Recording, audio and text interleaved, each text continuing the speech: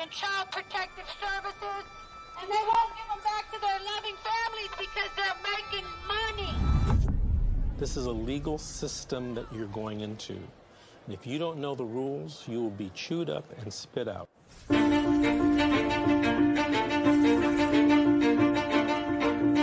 If I could say anything to a mother who just got their children detained, you're in a crisis. Yeah. Life feels like it's over. The most important thing is regaining custody of your children. The child welfare system at its core is designed to protect children who need protection. Okay, and that's key, is who need protection. So social workers, out of fear, will remove more children rather than only remove those children that truly need to be removed. It's okay. It's okay. This isn't someone stole your car. Someone broke into your house. This is someone took your child, your flesh and blood. It doesn't say on this order that it was not proven. It says untrue. I immediately knew that, okay, well, this ain't over.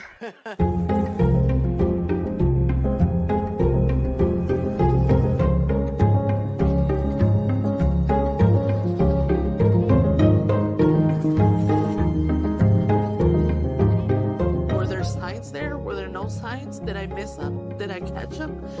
At this point, I honestly don't know. Families only get a finite amount of time to reunify.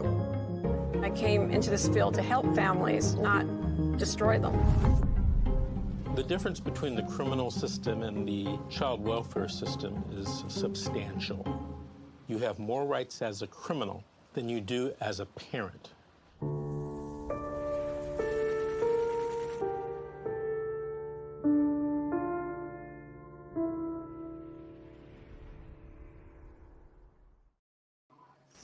Hello, everyone, and welcome to CPS Current Events. I'm your host, Amanda Cisco. I'm joined by my guest today, Jesse. How are you today, Jesse? I'm doing okay. Okay, good. Can't hear you that well. Is there any way you can put the mouthpiece a little closer? Can you hear me better now? A little bit. You're still in and out. What about now? Yeah, that might work. We'll keep going and see if we need to tweak it a little bit more. So before we get started, I'm kind of chuckling at it right now, but so there was a show on in the background at my house, and I guess it was this family that, like, they show up at a hotel, and there must be like a 4-year-old kid and maybe like an 8-year-old kid, and like the camera shows them, and this is like a Fox TV show. The camera shows the kids like running inside of this huge hotel in front of their parents, like way far ahead. And I'm thinking to myself, dude, if that was my kid, there's no way in hell that would be happening right now. Like, hey, you hold my hand. You're not going anywhere. You stay by, the other adult, obviously, that's going to be there. And then so the next scene shows them sitting down, I guess eating breakfast. And like this little 4-year-old daughter, this 4-year-old little girl is like, Mom, you have to go to the bathroom. And she goes, oh, do you know where it is?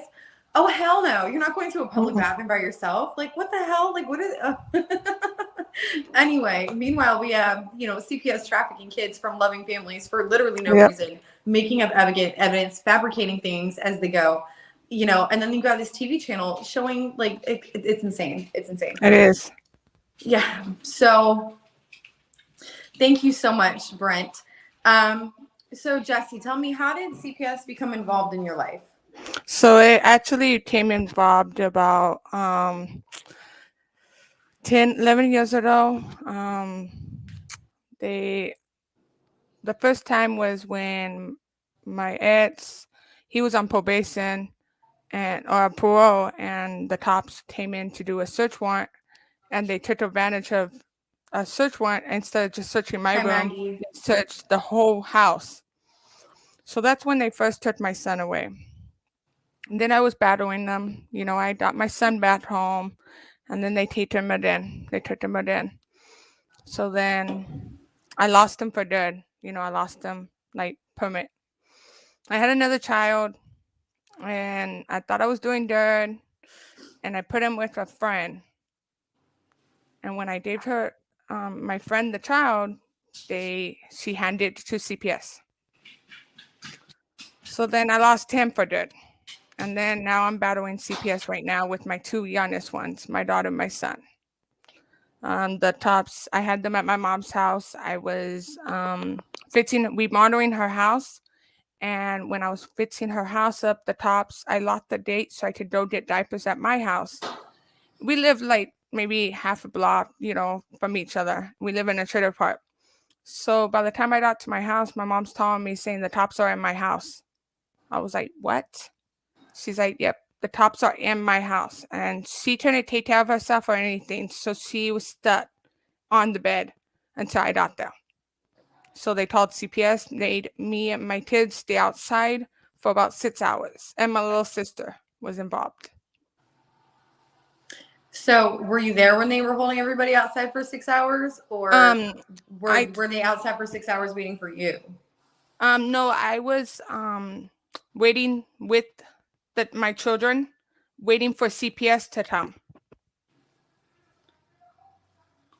So, okay. So the cops came in my mom's house and they told us the kids stood outside. I was walking from my house at that time. So when I got there, I seen the 2 cops and I said, what's going on? And he was telling me, like, put my phone down and like, I'm calling for someone to come and get my kids so they can be not in the foster system. And he's yelling at me and saying stuff to me and telling me, like, you don't tell. And I'm like, yeah, I do. I'm trying to put my children in better homes if you guys don't want to, call CPS. And he's like, no. So I had to sit outside. My child to not eat, drink, or use the restroom for like almost 6 hours. We had to sit outside. It was dark. It was light time, and by the time they got there, it was dark. It was almost 9 o'clock at night. So the deputy police officers, I'm assuming, are the ones that were forcing you and your kids to wait outside. Yes. Okay. Tell me if you know, what reason did they have to be there in the first place? I'm sorry, Savannah. I honestly don't know why. But besides that, they got called saying that my children was not taken care of, and that I was leaving them with my mom who could not take care of herself. When that wasn't true, I was taking care of my mom, so that's why my kids was at my mom's house. I knew my mom was passing away soon, so I wanted the kids to spend as much time they can with my mom before she passes, and she passed within two and a half weeks later. She passed away. I am really sorry to hear that. Wow. And I'm taking it that the kids never got to say goodbye to her. No. That is tough. I'm so sorry to hear that you are having to experience that. So basically, from what it sounds like, CPS was there. I'm assuming, I don't want to make an ass out of myself, but I'm assuming that the police officers were there because of welfare checks or something. Yes. As a result of the calls that they were getting that the kids weren't being taken care of. Yeah, but see, it's funny. I didn't live at my mom's house. I had my own house. And the CPS workers was just at my house 2 weeks before. So it was kind of like weird that, that they knew where I lived at, but they went to my mom's house and put her gate open. Her gate was locked, and they just put it open and walked right in her house without saying anything. The forced entry. Yep. Do you know if they had a search warrant? No, they did not. But okay. Yeah, Maggie. Maggie says, I'm so sorry about, your story. Wow. And my children are disabled, so they special needs. And I'm disabled myself. So, and that's the thing. I'm not rich. I don't have a lot of money, I'm kind of poor, but I don't think about the money. I think about the love my children have, and I give them. Right. That's really important. And honestly, we came from, it wasn't that, long ago that we were, colonizing the West, and we literally had log cabin walls and dirt floors, and we slept on hay at night. Other civilizations lived in caves. They lived in teepees, and we have made it as a society just fine. Yeah. You know, so the fact that now that we have housing, we have plumbing, you know, we have jobs for everyone pretty much, especially right now. Why is this child welfare system so necessary now than, you know, not before? So even if you were poor, even if your kids had just enough and literally just the clothes off their back to survive, that's, you know, that's okay. That's okay. Everybody doesn't need to be walking around in Ralph Lauren and, you know, H&M and all that stuff, which is what my kids had, but still that wasn't enough. So no, I can empathize with, you know, your frustration and your situation. Just because you're poor does not mean you don't deserve to raise your kids. Not in any sense. So we're outside. According to your story, we're outside with the police waiting for CPS to come. What happens after that? Once CPS came, I never talked to her until she already checked in my mom's house. She walked right in my mom's house and talked to my mom. And then she came out and she's like, so where do you guys live at? And I was like, I live down the street. And then the cops told her, oh, Mr. My boyfriend at the time, he was cleaning the house, they said. And I was like, no, he's been working. He works for the trailer park. So I was like, do you want to check my house? You can come down there and check it. I knew my house was clean. I knew I didn't have a bed, you know, that dirt bed for my child, but at least I had something for her, you know? So they came in my house and all they would tell me is, I'm taking your kid. Your house is unsuitable. And that's all I know. Unsuitable. And I asked them, how is it unsuitable? I asked the female CPS worker. And then the top started saying, it's unsuitable. It's unsuitable. I was like, how is it unsuitable? They won't tell me. And they took my kids away. Now, what were your kids' reactions while all this was happening? They was crying. My daughter's never been without me. She's always been with me. Anywhere I go, she goes. And how old are your children? My child was 4 and 2. No, 1.5. That's really young to be ripped away from their mother. Or he was maybe 2. But yeah, it was young. Because they just turned, my son will be turning 3 this year, and my daughter just turned 5. Okay. I am so sorry. I usually never have to do this at this time of day, but my dog will not stop scratching at the back door. Let me go before he pees. Let me go let him out. Do you mind just giving me 1 second? No, that's fine. Okay. Really? Really? Oh. It's okay. Baby, your underwear. The camera's like right here. And he's not even going to the bathroom. It's okay. Bob is he's being extra right now. Okay. And we're back. Sorry about that. It's all right. Okay. So they're saying that your house is unsuitable. Describe your house. My house was, clean. There was a mattress on the floor in the living room because there was I live in a trailer park. So that's it's okay. A mattress home. on the floor in the living room, it's fine. Most of us, as we become independent, start off like that. We start off with nothing but a mattress on the floor in our house. And if we're lucky, a TV. And then we slowly build on that because first and foremost, you got to make sure that rent gets paid. You might be left with no more than $30 or $40 a month after that, plus utilities. So I just moved out of my mom's house right before this. I just moved out. I wanted to so you're starting out on your own. Feet. Yeah. Okay. And my son had his bed. He had a crib. Okay. So your kid had a crib. And we had dishes. We had food. We didn't have a refrigerator, but we had a freezer with food. I had a little refrigerator in my room. A mini one. Okay. So I would put like milk, in that. And then they had a TV. Yeah. And my kids love to get dirty, and so they're always dirty. But you know, sounds like a bedtime kid. is bath and shower and bed. Wake up, get dirty, take a bath that night, and be good to go. Keep doing the circle.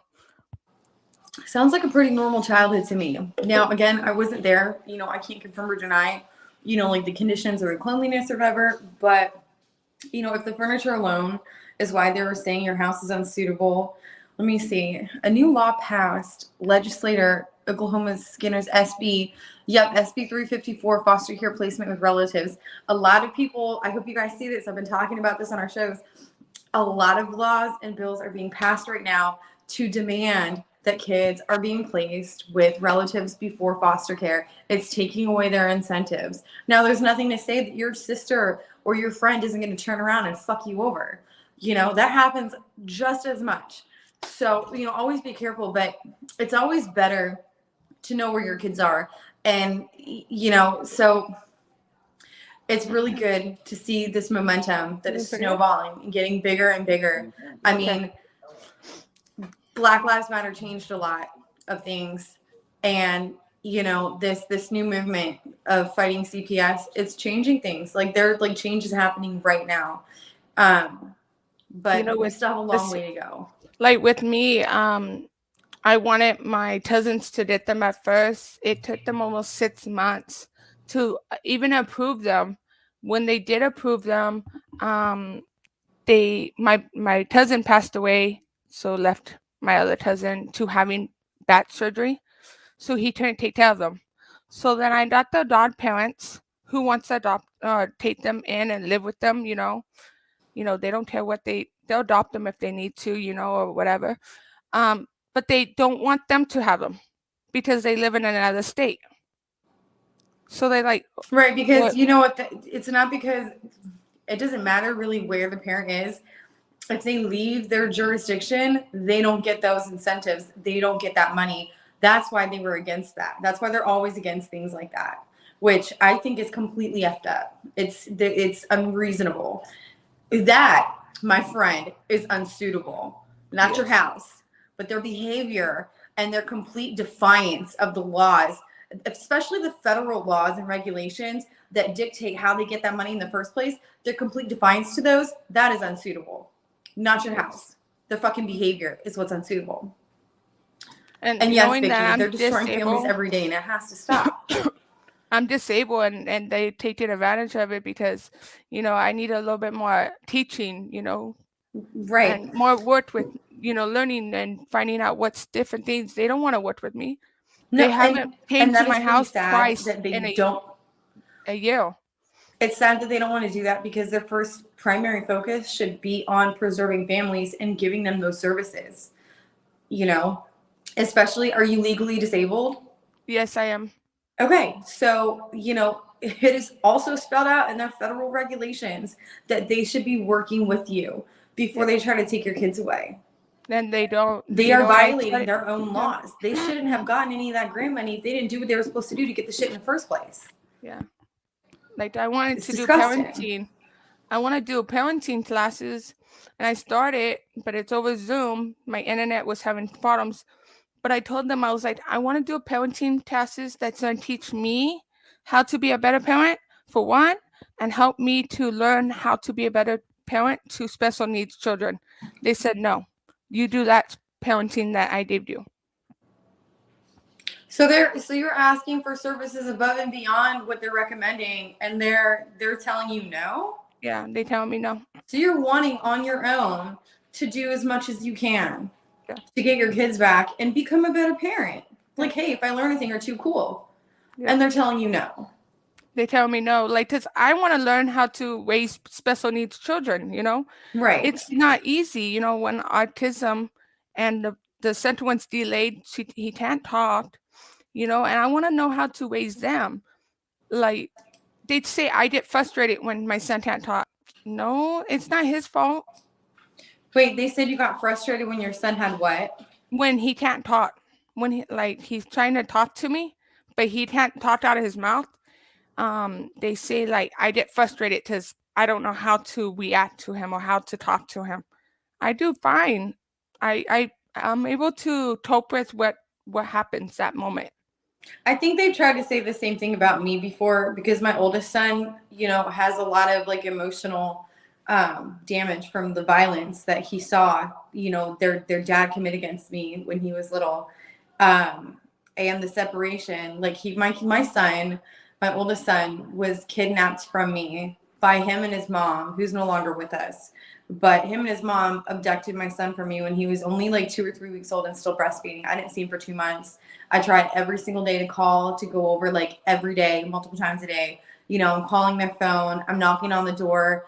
Finally, I got them to let me see my child. They had forced him on a breast milk, and he still has like stomach issues because of that. And of course, all these fuckers in CPS are all denying this. But I got him to let me inside of the house. I had my mom and dad waiting around the corner with a brand new car seat in the car, because he stole the car seat and everything. And there wasn't a court order yet. Like, this guy has like 10 kids from like all different women, probably more. Fuck if I know. And so he's not allowed to see any of them. No surprise there, obviously. But yeah, I got them to let me inside. And as soon as I had my son in my arms, I started moving for the door. I had a 70-something-year-old mom screaming in my face. I mean, because she screwed up with her own kids, so she was going to try to start her with mine. And I'm like, oh, no, we're not having that. So I'm like, what? He's like 30-something years old. I'm like maybe like 20 at this point, because I got pregnant in 19. I might have still been 19. I can't remember. I mean, he was much older. I didn't have a lot of guidance. Anyway, we're not going to get in there. But I finally, I'm going for the door. And I also had a police officer waiting just out of sight, but there was no signal in the house right there by the door. So I'm calling and calling and calling. Like, I couldn't even reach the dispatcher. But finally, like, the officer, I think he must have heard the screaming. Cause the mom's excuse, like his mom's excuse for me not like deserving to have my own child back was, oh, you're too young.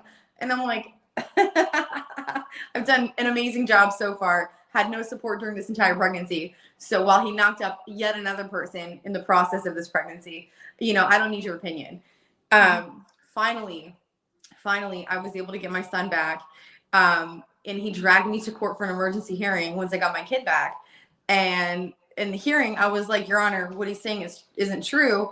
And I was so desperate at this point. I was like, you know what? Drug test us both. Because I knew what he was into. I was like, drug test us both. He came positive in that court date for cocaine and weed. Weed, I don't think is a huge deal, but you pop positive for cocaine, something that only stays in your system for like a couple days. And the judge was like, she looks at him, she was like, how dare you waste my time? But, it continued. It was still like this person was extremely abusive. So even though I won that small victory, he kept dragging us into the dirt over and over and over again. And I'm still going through it. And like every time it gets worse. So I'm sorry. I kind of went off on a tangent there. But like, after they took my kids, they drug tested my kids. And they tested positive. And for methamphetamine. For methamphetamine. What did your kids test positive for? Methamphetamine. Oh. Yeah. And do you have any idea why that would happen? I have no idea. I told them, I said, no, that's not true. So they wanted to test me. I can't pee in front of someone. So I told them, let me do it by myself. So I don't have, I can do it. They're like, no. So I went to the clinic test and I went and drug test. I was teen. You were what? I was teen. I have no drugs in me. Oh, you were clean? Okay. And then my mom. Yeah, because I know, I believe meth takes like 3 weeks to get out of your system. It's about, they say 3 days, they say. 3 but days? I don't know. I thought it was 3 weeks. Okay. I mean, I'm not I don't do that. I don't do that I thought either. I knew. But they drug tested my mom, her hair, and she tested positive too. My mom cannot do nothing.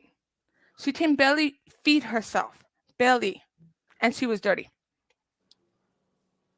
So I think they was doing false positives so that they have a more legally standing to keep the kids from the parents. That's certainly possible. Is it also possible that maybe the trailer was used to manufacture methamphetamines? It could. That's a I mean, because possibility. as a That's what licensed I'm realtor, thinking. that is something legally that you have to disclose. But people, I mean, people violate real estate laws all the time, and they get away with it. Well, because we bought this from our trailer park owner, so we bought it from the landlord. Yes, Brianna, and Kids for Cash, absolutely. Yeah, That's powerful payments right from there. I payments. love So, this. We don't know what happened in this trailer park. This trader, he doesn't know either. So, it's kind of hard to know. Was it? Because there was a lot of water damage. There was a lot of, yellow in the trader. So I'm worried about if there was drugs being used in here before us. Because how did they test positive? Well, if you could, you can always say woulda, coulda, shoulda. But if I was in your position at that time and my kids had turned up positive, my mom had turned up positive, for these substances, and, the kids and the mom were over there while you were doing working or whatever, and you weren't in the home and you were clean, is what I'm assuming from what it sounds like, I would have immediately gone to your local health department and said, hey, this is the situation. Apparently there could be something, that was in this environment before we moved in. Can you have this premises tested to see if this was a place where methamphetamines were possibly manufactured before? It could still be in the water. It could still be in the plumbing. It could still be in the walls and you're breathing it in, It's a really big deal. Well, we fixed up the house. We did a lot of remodeling. Those types of substances within an enclosure, like an enclosed environment. And it's not something that just goes away. And that's why it's legally, you have to disclose that when you're selling a property. But a lot of people won't want to do that because no one's going to want to buy it. Yeah. We remodeled the whole house. Like a lot of the walls are with drywall. Case that I came across. I interviewed the mom, and her kids were taken away from her for this reason. So first of all, and she was in California. I don't know what state you're in, but the place where she was renting wasn't legally allowed to be rented. I can't remember the details of why, but like the address in themselves were not legal. I don't think he did the paperwork. He didn't get the proper zoning. Yes, Sheila. Yes, they pay for foster parents and the family. They just need a little help and they want help. You're absolutely right about that. So she had a seizure, I think, or her kid had a seizure, and she took her kid to the hospital, and it turns out they had methamphetamine in their system. And come to find out, like, the police had been eyeballing the property anyway, but her property was split. It was two different properties next to each other. And the person next to her, and she remembered, like, she would smell funny smells sometimes, so didn't really think anything of it. So the police proved for a fact that she had nothing to do with what her neighbor was doing, had no knowledge, nothing. And she also had no knowledge that the address itself wasn't legal. But the neighbor next to her was making meth, and it was going through the airways, like it was going through the pipes, it was in the plumbing, it was everywhere. It was literally everywhere. Yeah, so Love One Self says apply for housing and also Social Security for your children. Like Social Security income for my daughter. Okay, yeah, so you're on the right track. But I haven't been to the doctors with them or nothing since they've been taken away from me. Yeah. So they kind of taken over my rights. But for anybody who is in that situation, if they try to say that whatever test came up positive, and usually so many times I hear the word methamphetamines, like it's meth. So if you guys test positive for meth, call the health department out to your house, call the city, have them test the premises. If you can prove that, something was being manufactured before you ever lived there, or in an adjacent unit while you were living there, that releases you from any obligation, but you have to get the fuck out of there. Yes, there are false positives sometimes, but remember, guys, like, we as parents, we're not perfect, but you can't be on drugs around your kids. Nope. You can't be on drugs and expect yourself to be able to be a good parent, because there are so many lapses in memory, that, like, moments that you guys aren't going to remember when you guys might be flying off. My daughter had a phone thrown at her face, for fuck's sake, and she disclosed during a recorded visit that we had, because, you know, Dad's new fiance is a complete pill junkie. She had her son taken away from her because she was found passed out in a car on heroin in the middle of summer, and her kid was just a newborn. But CPS wants to cover that up. You know, like, I'm so done with these people. And, you know, obviously when you're coming down from drugs, you're going to be on a short fuse, and you are very likely to abuse your kids. Mm-hmm. If you guys are on drugs, get help. Get help. Get the fuck off of it. You know, otherwise you can't get upset.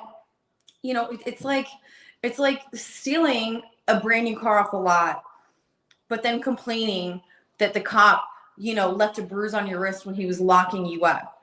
Well, you shouldn't have been stealing a car in the first place, so you don't really have like a soapbox to cry on about when you deal with the consequences. So regardless of the situation, there are things that you can do to protect yourselves. But I do know that drug addiction is a really big issue here in this country still. It's a big issue in most countries. And it's just one of those things. Drug addiction is just another disease. You need help, you know? I used to not want to do it, but I was in a desperate violence with my ex. Yeah. So he beat me up and he made me do it. But I've been clean and sober almost 6.5 years, clean and sober, ready. Congratulations. Yes. I know that wasn't easy to do. It was easy because I had my daughter. I found out I was pregnant with my daughter, and I said no more. I can also relate to that story. Never again. I've been there. Yeah. And I, you know, a lot of the things that I tell you guys, I'm telling you from my own experience. Yeah. You know, I struggled for a long time. Even very recently, I've struggled with, you know, alcohol addiction. It's like the pain of this case it can get to be a lot sometimes. But, you know, again, you cannot find peace in other substances, alcohol included. You won't find peace. You will find nothing but more anguish at the bottom of that bottle or that pipe or whatever, you know? And that includes cannabis. All cannabis does is mask the emotions that you need to deal with in that moment. Mm-hmm. Okay, so Brianna says CPS is supposed to actually provide everything that your local welfare department office provides people who apply for state benefits and services such as food stamps and EBT. CalFresh, I don't know what that is, and TAD, and etc. Brianna, you're really knowledgeable. And yeah, she's right. Before taking your kids and they do an assessment and say, oh, you don't have enough food or this or that, they're supposed to provide you with those things before they take your kids and put them in foster care. Yeah, that's what I told them. I told them I help. Like, what do I need to do? Can I just go in a hotel for the night until we can get whatever? They said no. We have to take your kids. They should have paid for the hotel. They said no. We have to take your kids. And that's when they drug tested them after. It wasn't even a drug test at first, but then when they drug tested the kids, then they made it a drug test. Okay. So, and when I told them we didn't do it, but they don't believe me. Well, it's not that they don't believe you. They probably don't believe you, but first and foremost, they don't care. The kids are in their care now, and they got that grant money. Yeah. You know, my daughter's got tens and tens of thousands of dollars of grant money. So to them, mission was accomplished. Yeah. We don't care. Not to sound harsh here. Vicky says, "Oh, we lost that one." Okay, Shaylev, 1967 says you have to get your attorney to get an expert witness to come in and testify. Shaylev, you are absolutely right. It would change so much of the game, but expert witnesses cost several hundred to a few $1,000s because you have to take them away from their place of work and all of the money they would have made that day, you know, working in their profession, to come sit into your courtroom, wait in the hallway for hours, before they call your case, and then to testify on the stand and give their expert opinion. Another issue that we don't talk about is the fact that a lot of these people that are considered expert witnesses are really just lay witnesses. They're not actually qualified to be an expert witness, and oftentimes don't know what the fuck they're talking about. But these are the witnesses, quote unquote, expert witnesses that the cities and CPS are calling to be on the stand and give their BS opinion on you in your case. I wasn't able to fight it. Certain I didn't cold even get meds to fight it. cause false positives for meth, says Vicky. I wasn't able to fight it. Like, I wanted to fight it, but my attorney never talked to me. And with the COVID ready, so we was all doing it over Zoom. So pretty much they just went along with it. Like, when I'm like, no, my children shouldn't have been taken away. They shouldn't have. Now, while they were taken away, did you have any visits with them? They still taken away. At first I was seeing them 3 times a week. Mm-hmm. I mean, 2 times a week. 2 times a week for an hour. And just about 7-8 weeks ago, I haven't seen my kids in about 8 weeks. And before that, I see them once every 4 or 5 weeks, whenever they want me to. Now, are you contacting your caseworker and saying, hey, they are lawfully supposed to be providing you with visits for your children? Yes, I asked for a visit. They told me, oh, we'll work on it. We'll work on it. We'll work on it. And my worker just transferred to a new worker because she left. Mm-hmm. And I've been telling her about 2 weeks. I even told a supervisor. I told the boss. Nobody's helping me. I'm not getting visits at all. So Brianna says, she's elaborating on her last comment. Thank you, Brianna Cons. She says transportation assistance, like bus passes and even gas cards to and from your classes and or groups and meetings. Also to and from your scheduled visitations for your children at the locations, just FYI. Brianna, thank you so much for that. And that's really helpful. Guys, pay attention. And sometimes you have to demand these services. Go ahead, Jesse. I did get money for gas, but it's not that much, but it's, it at least gets you by. Yeah. Yeah. Well, the more you know about the services that they are lawfully supposed to be providing, the more that you can make sure that they hold up their duties. They took your kids. They're not supposed to be taking kids and getting all this damn money without holding up their end. No, but so make sure they give you everything. Make sure they give you all of it. I don't have services no more. They terminated my services. Did they terminate your rights? No. Just my services. Okay, so Together We Break Chains Production says, yes, they do a lot of rentals to places that they're not supposed to be rented here in California. I've heard that. And I've seen it for myself now. That's unfortunate. It's just slumlords wanting to get extra money in their pocket. It's fucked up. So tell me about the court proceedings. You said they were mostly online, but you had some internet issues. What? No, the parenting classes was online too. Oh, the parenting classes. Okay, so tell me about court. I went down there to court because it was on Zoom, but I went to the courthouse. I was in there maybe 2 minutes and I was done. Every time. And so I would call my attorney. I would text her like, hey, I want to fight this. Like, there's no reason to take my kids. My boyfriend, attorney stepped in and said, there's no reason you guys took the kids. The kids could be there no matter what, as long as the mother was watching them. And I was. I just stepped away for a minute because they said my mom's house was unsuitable because of we was remodeling her house at the moment. But they said, no, we can't stop her from taking her child to that house as long as she's taking care of her own child. And I was taking care of my kid. So, but my attorney won't stand up. My attorney won't tell me. I try to fire her and the judge says, oh, hold on. Maybe next time you can fire her, kind of in a way.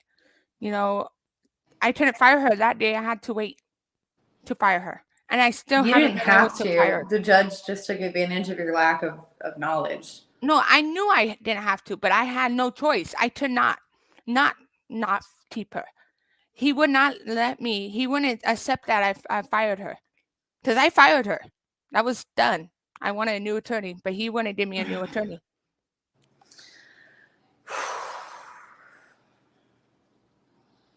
It just breaks my heart how it is awfully taken advantage of, we all have been as families. It just it blows my mind. It was like, it's so bad. We used to have these social workers on our shows. Let me tell you, it was so painful for me to listen to them.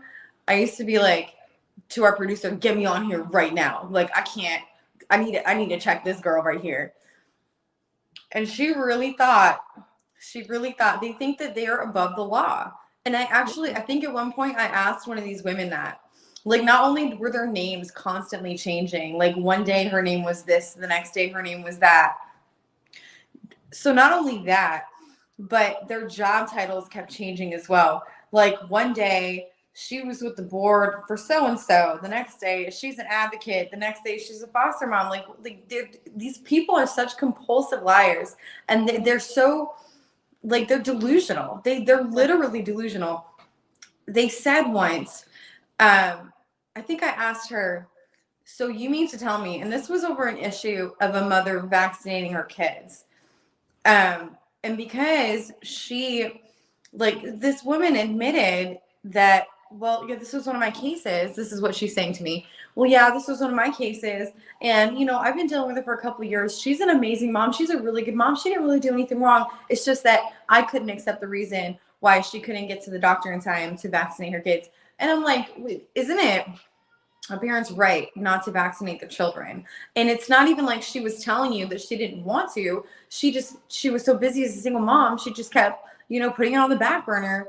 And, for whatever reason, she wasn't able to make it. So instead of, as we were talking about before on the show, instead of you providing the transportation or assisting her in getting to the appointment to get the kid vaccinated, you took her child away and impeded on her legal rights because you didn't like the reason.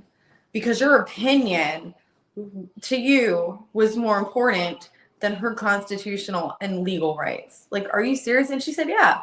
And I was like, you have some motherfucking nerve.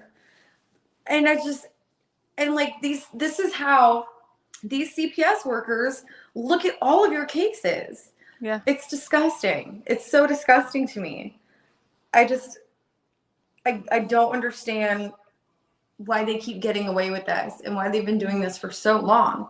Even their federal regulations for the Federal Department of Health and Human Services, they have their own set of specific laws that they have to follow in order to get all of this money.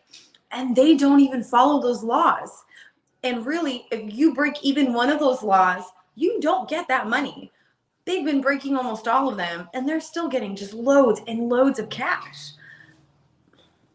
And even there's the federal no checks and balances on where this money is going. It's just, even the federal courts, like when your rights do get terminate, you have the chance to fight it. So when I fight it, every time I fight it, the federal court says, nope, there's no reason to fight it. That they did everything they're supposed to do. And I'm like, what? They have never helped me with any services more being disabled.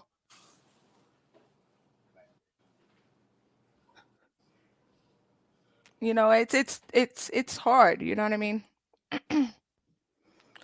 Because I lost 2 of my kids for dirt, and I fought it because I knew I didn't give all the services that I should have got, but they didn't tell. They said no, they was doing everything right. It's like, really? You don't want to spend that much more time to teach me so I won't have to go through the cycle again? No. They want me to keep going in the cycle. Yeah. Oh, yeah. Absolutely. And I've seen the courts do it too. Like, you go to a clerk and ask a question. They know the answer to that question that you need, but they intentionally send you elsewhere or give you the runaround so that you're here spinning in circles until you give up, because they don't want you to assert yourself. They don't want you to know your rights. Like, these courts are corrupt. Like, it's so overwhelming. Like, I start talking about it and I feel like I can't breathe. It's just it's really crazy, like, you know, and a lot of us can't, like, with the disability people, you know, that's disabled, a lot of us can't do anything because we believe them. We believe that they doing the right thing, that, you know, everything's right. And But you don't then realize the truth until it's too late. until it's too late. And I learned after my second child that I have services. I have rights to be able to stand up for myself. They have to give me services to help me be a better parent. You know, not just take my kids away. Like, how's that teaching me anything? That's not. But also remember, you know, even though they're supposed to be providing these services and preserving before ripping apart, if being a better parent is what you truly want to do everything you can to do that on your own. And say, hey, I found this course online for free. I'm sure you can find free courses. Hey, I found this course online and this taught me how to do such and such with disabled children. Bring the certificate, you know, take a picture of it and email it. You know, don't always count on these people to do these things for you, because first off, they don't want to. They're doing the bare minimum of what they need to do to get that money and make sure your kids don't come back home. That's mission number one. They don't give a fuck. You know, so make sure that you're doing that on your own and not always counting on them. But if they said that they were going to do something, hold them to it. Hold their feet to the fire and say, you know what, you said you were going to do X, Y, Z. Also, the law for you to have gotten this money says you should have done X, Y, and Z. Why did you not? I emailed you about it when it happened, when you took my kids. I sent you a list of 25 people to place my children with. You didn't even acknowledge that I sent that to you? Were you purposely ignoring that? So, you know? Yeah. Okay, so did the courts terminate your rights? No. But they just terminated your services? Yes. This time with my Did you complete your services? I did, but not through their programs that they wanted me to do it, because the internet had issues. So after 2 councils or 2, like, not being on the Zoom the whole time, it would be like you not being there. So I just went on my own and I just did parenting. My own parenting. I went to behavioral health. I was discharged from behavioral health. I did everything like I was supposed to. And I told my attorney. My attorney's just standing there like, they doing the right thing. Like, fuck me, you know. It's sad. It's probably the funniest thing you've said all day. That's how I feel sometimes. Like, hey, well, fuck me. Yeah. That's how I feel standing in that room full of assholes. Is, you know what? Well, fuck me. I did everything I could. Yeah. Dang. I know I'm beyond. You know, I'm still doing parenting classes right now, just so I can keep educating myself. Very you know? good for you. Do you know when you go back to court? I don't have court until July. Till July? Okay. I still don't know when I have court. I need to check my email. I've literally been in such a state of deep depression. It's been hard for me. Okay, so I've been in depression too. I usually give people homework at the end of the show. So here's your homework. I want you to contact whatever caseworker is on your case. If you're not getting visits, they should be giving you regular welfare checks through email or something, or text message. They should be reaching out to you and saying, hey, the kids are doing, you know, so-and-so, blah, blah, blah. Here's a picture to make you feel like shit, but here's a picture anyway. They haven't even tapped me in the contact from day one. They put me like, I'm not the mom. I never been, they seem like. Do you have copies of your paperwork? I have tuple. Okay, look on the paperwork that you have, identify the workers' names, and start making your fingers do the walking, as Vincent Davis says. Get them on the phone, get them on your email, and you start bugging the shit out of them. Hey, where are my welfare checks on my kids? Like, where are my welfare updates on my kids? where are my visits? And do not shut the fuck up until they answer you. Well, yeah, Once that's a what day. I've been doing. Once a I've day. been doing. I've been telling them, I'm like, where's my visit? Where's my visit? Where's my visit? Do it in a way that I can be even went to recorded the as evidence. supervisor. Get their emails, send them emails, because you can bring those into court, and emails are 100% admissible. So bring them into court. Email them every day. Where's my visit? Where can we schedule a visit? You know, what's going on with my services? Where's my welfare update? Yeah. Bug the fuck out of these people. Bug the hell out of them. Well, but see, I don't know if I can, because the fact that my services was terminated. So It doesn't matter if your that services they were terminated. Get a welfare check. Get visits. For me. It doesn't matter. Appeal. It's up to them. Appeal their decision. You can appeal their decision within social services without even going to court. You can appeal that decision to their, you know, like to the next level up, to the supervisor and the director. I'm already above the supervisor and director. I need to go above them. Do it again. Do it again. I need to. Don't I stop. don't know who's above them, but don't stop. None of them pay attention. Yep. They don't pay attention at all. Don't let them pimp you like that, honey. Do not let them pimp you like that. These are your kids. Yeah. You know, you like make them so sick of hearing your voice every day that they do what you're asking them to do just so they don't have to deal with you. Because these people are petty. They're very petty. I would call every day, but they still didn't do it. Now they took my visits from twice a week to once every 3 weeks or 4 weeks. They don't care. Well, because my kids are like this to me. It doesn't matter if they care or not, or if they respond. You start making complaints. The Department of Justice, Civil Rights Division, keep all of your evidence. And also, like, the more you email them, the more they're going to realize, like, they will know if you don't normally email them and you suddenly start emailing them, they're going to be like, oh, damn, you know, she probably spoke to an attorney. She's collecting evidence on us. Like, somebody somewhere is going to see that she reached out several times and we ignored her. So, damn, we actually have to do our job. Shit. Like, that's literally going to be their thought process. So start emailing them. My children were sexually abused in the foster home. But they said my daughter lied. A 4-year-old lied, they said. Well, if that's true, then your daughter needs you to you know, help her. Yeah. She needs you to fight for her. Well, that's what I want to do, but it's like, how can I? Well, I'm telling you the first step is email. I have every day. I have so many things I can back up saying what I've been doing, but there's nobody who will stand there and go after them. Yeah, and so it's going to be hard to do it all. And normally when your case is this far deep, it's really difficult to ever get the justice you deserve. Since day one. I'm not saying impossible, but it's really difficult. But just start with the very first step. Just do one thing at a time. You know. I have about this much paperwork ready of what they've been doing wrong. Yeah. I've been writing it down, everything. Notes. Good for you. I've been on top of it.